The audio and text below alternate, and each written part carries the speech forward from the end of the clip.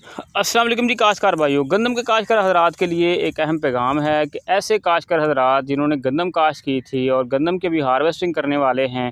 और इंशाल्लाह ताला उनकी अच्छी जो है वो प्रोडक्शन आएगी,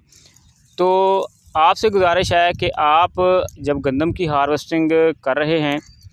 तो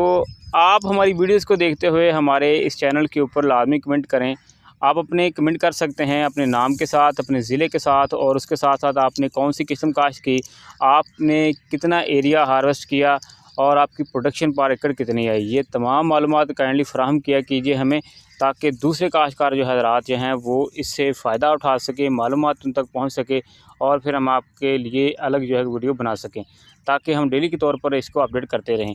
तो इसलिए काश्तकार हज़रात भाइयों से गुजारिश है कि वो अपनी गंदम की हार्वेस्टिंग डिटेल्स हमें लाजमी फ़राहम करते रहें। हमारे चैनल के ऊपर हमारा नंबर भी मौजूद है, स्क्रीन के ऊपर भी आपको नंबर